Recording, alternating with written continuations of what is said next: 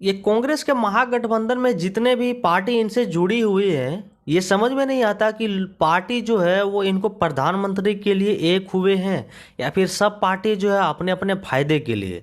अब मैं ऐसा इसलिए कह रहा हूँ क्योंकि भाई जब ममता बनर्जी की बात आती है तो वह कहती है कि कांग्रेस में अगर हिम्मत है तो बीजेपी के सामने चुनाव लड़के दिखा दे।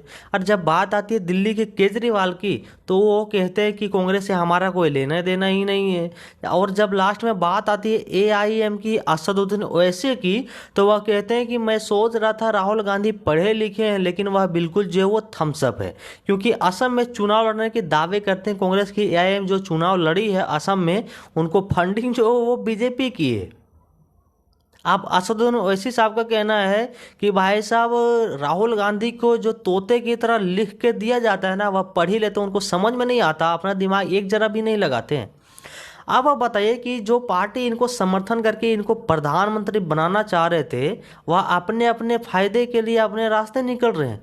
यानी कि कांग्रेस को केवल बीजेपी से तकलीफ नहीं है, और भी पार्टी से उनको तकलीफ है भाई साहब। वह बीजेपी से लड़े या फिर अन्य पार्टियों से लड़े, वो आखिर सरकार बनाए तो कैसे बनाए।